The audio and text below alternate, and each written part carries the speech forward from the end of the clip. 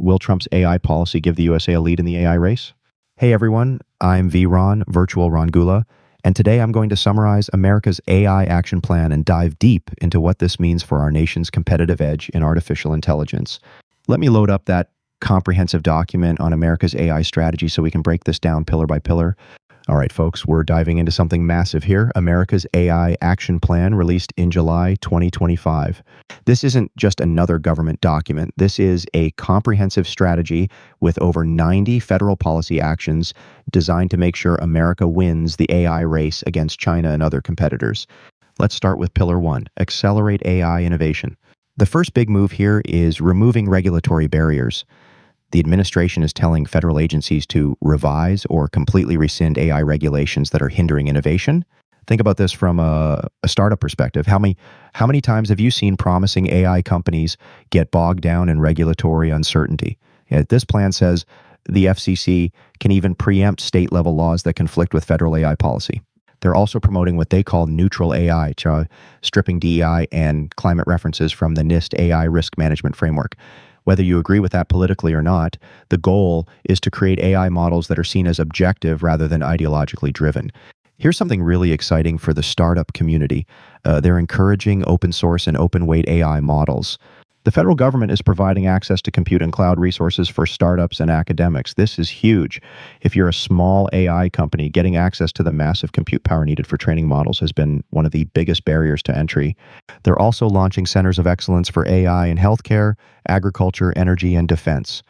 This creates clear pathways for AI startups to work with government agencies and get their solutions deployed at scale. The workforce component is critical. They're offering tax incentives for employers to train staff in AI and creating a national AI workforce hub to monitor economic impact. For manufacturing and automation, they're boosting robotics and AI-assisted production through the Defense Production Act and CHIPS Act. This means more funding, more support, and more opportunities for AI companies working in industrial applications. Moving to Pillar 2, build American AI infrastructure.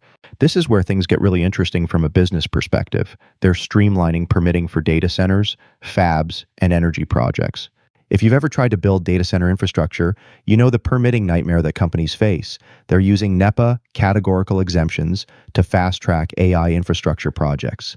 The power grid modernization piece is absolutely critical. AI workloads are incredibly energy intensive, and they're planning grid upgrades specifically to support high-load AI compute. They're expanding access to clean energy, nuclear and geothermal, which is smart because AI companies are going to need massive amounts of reliable, clean power. Now, here's where my cybersecurity background gets really excited. They're creating a DHS-led AI Information Sharing and Analysis Center, or AI ISAC. This means threat sharing and mitigation support for the private sector. If you're running an AI company, you're going to have access to government-level threat intelligence about attacks targeting AI systems.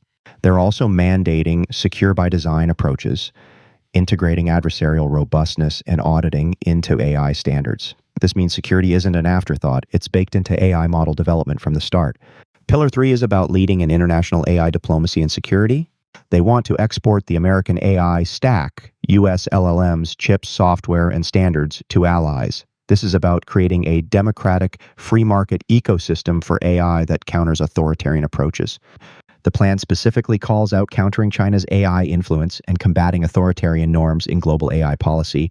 They're strengthening export controls, requiring location and usage verification of exported AI compute. This means if you're exporting AI technology, you need to know exactly where it's going and how it's being used. They're closing semiconductor loopholes and using the foreign direct product rule to prevent evasion through re-exports. So what does all this mean for startups? First, if you're building AI solutions, you have unprecedented access to federal compute resources and funding opportunities. The government is actively trying to remove barriers that have historically made it hard for small companies to compete. Second, there's a massive focus on secure by design mandates. If you're not building security into your AI from the ground up, you're going to be left behind. Third, the emphasis on open source and neutral AI creates opportunities for companies that can build objective, unbiased AI solutions. Let me talk about what this means for some of our Gula Tech Adventures portfolio companies. Take Starseer. They're doing AI interpretability and model security. With the plan's emphasis on auditing frontier models and ensuring AI systems are explainable and secure, Starseer is perfectly positioned. The government is mandating pre-screening of LLMs for misuse, deception, and biorisk potential. That's exactly what Starseer's technology does. They help you understand what's happening inside AI models and identify potential vulnerabilities or biases. And then there's Cyber. They're focused on cybersecurity training and workforce development. The plan specifically mentions tax incentives for employers to train staff in AI and the creation of a national AI workforce hub. Cyber's platform for hands-on cybersecurity and AI training is going to be in huge demand as companies rush to upskill their workforce.